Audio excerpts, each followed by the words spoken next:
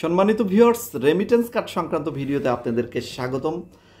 আসলে নভেম্বর চলে গেল, সামনে ডিসেম্বর মাস আসতেছে এবং ডিসেম্বরের 1 তারিখ থেকে রেমিটেন্স কার্ড শুরু হওয়ার গুঞ্জন শোনা যাচ্ছে, কথা শোনা যাচ্ছে। আসলে আদৌ শুরু হবে কিনা এটা নিশ্চিতভাবে এখনও বলা যাচ্ছে না। আসলে প্রত্যেকটা সময়ই আমাদের পার হচ্ছে, আমাদের যে সামনে যে দাবিগুলো আছে সেগুলো কখন পূরণ হবে এই অপেক্ষাতে আমরা চেষ্টা করতেছি সর্বোচ্চ প্রবাসীদের অধিকারগুলো নিশ্চিত করতে এবং এই দাবিগুলো পূরণ করার লক্ষ্যে কাজ করতে। তো এই লক্ষ্যে আমরা রেমিটেন্স দাবিটি নিয়ে বারবার কথা বলতেছি, বারবার সরকারকে প্রেশার ক্রিয়েট করার চেষ্টা করতেছি। সম্মানিত ভিউয়ার্স, এই রেমিটেন্স কার্ডটি প্রবাসীদের জন্য কিন্তু অত্যন্ত গুরুত্বপূর্ণ। এই বিষয়গুলো কিন্তু অনেকবার আমি আপনাদেরকে বুঝিয়ে বলার চেষ্টা করেছি। এই রেমিটেন্স কার্ডের মাধ্যমে প্রবাসীদের ভাগ্য বদলে যাবে ইনশাল্লাহ।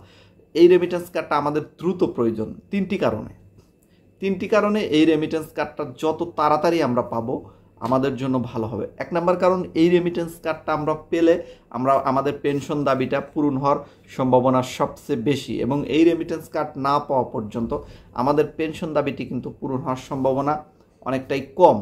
এই রেমিটেন্স কার্ড পূরণ যত তাড়াতাড়ি হবে আমাদের পেনশন দাবিটিও তত তাড়াতাড়ি হয়ে যাবে ইনশাল্লাহ।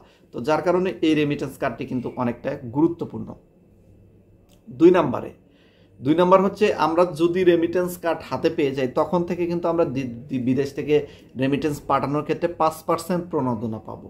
এখন কিন্তু 2.5% পাচ্ছি, তখন পাবো 5%। তো এই রেমিটেন্স কার্ডটা কিন্তু হাতে যত তাড়াতাড়ি পাচ্ছি তত তাড়াতাড়ি আমরা দেশে রেমিটেন্স পাঠানোর ক্ষেত্রে এখানে কিন্তু প্রণোদনা আমরা বেশি পাচ্ছি। যার কারণে এটা কিন্তু খুবই গুরুত্বপূর্ণ। যত লেট হচ্ছে তত আমাদের জন্য লস হচ্ছে।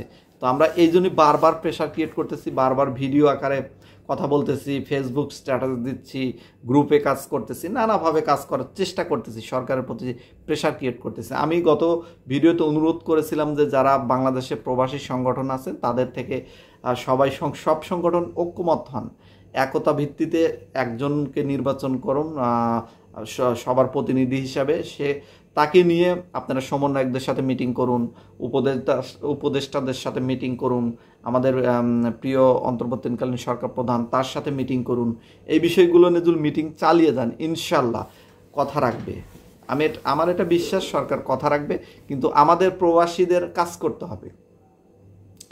এই অন্তর্বর্তীকালীন সরকারের সামনে বিশাল কাজ, প্রত্যেকটা সেক্টর চ্যালেঞ্জিং, অর্থনৈতিক চ্যালেঞ্জিং আছে, রাজনৈতিক চ্যালেঞ্জিং আছে, সামনে নির্বাচন আছে সেই চ্যালেঞ্জিং আছে।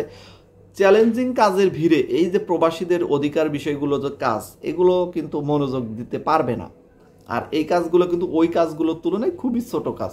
তো যার কারণে বড় কাজগুলো নিয়ে তারা ব্যস্ত থাকবে, ছোট কাজ কিন্তু দেখা যাবে মনেই পড়বে না। তো এই জন্যই আমাদের দায়িত্ব কি? আমাদের দায়িত্ব হলো সরকারকে মনে করিয়ে দিতে হবে এবং মনে করিয়ে দেওয়ার জন্য কিন্তু আমাদের সরকার পর্যন্ত কথা পৌঁছে দিতে হবে। এখানে ভিডিও আমি ধারণ করতেছি, আমার ভিডিও কি ডক্টর ইউনূস সরকার দেখার সময় আছে? সে কি দেখবে না, কিন্তু আপনারা দেখতেছেন, হয়তো কিছু সমন্বয়করা দেখতে পারে, উপদেষ্টাদের মধ্যে হয়তো 2-1 জনের চোখে পড়তে পারে, এই পর্যন্তই।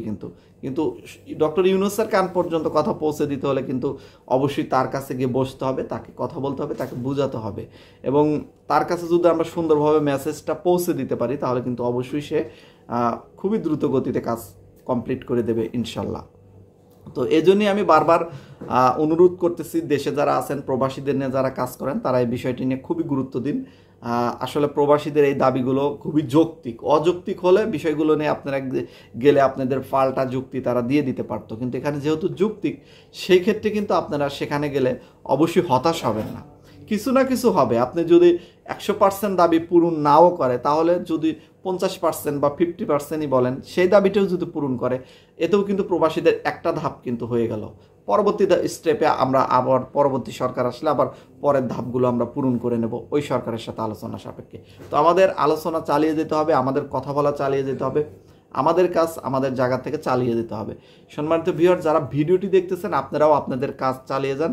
আপনাদের দায়িত্ব ভিডিওগুলো সবার মাঝে ছড়িয়ে দেওয়া এবং আপনারা সাপোর্ট করা, আপনাদের ফেসবুক থাকলে ফেসবুক স্ট্যাটাস দেওয়া বা প্রত্যেকটা জায়গাতে আপনারা যতটুকু সক্রিয় হতে পারবেন প্রবাসীদের নিয়ে কাজ করার জন্য ততটুকু আপনারা দায়িত্ব পালন করুন।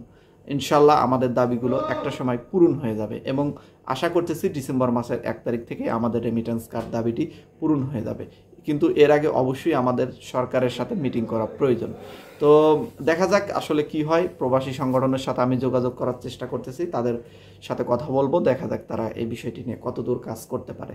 আজকের মতো বিদায় নিচ্ছি। পরবর্তী আপডেট পাওয়ার জন্য অবশ্যই চ্যানেলটির সাথে থাকুন, সাবস্ক্রাইব করে রাখুন। আল্লাহ হাফেজ।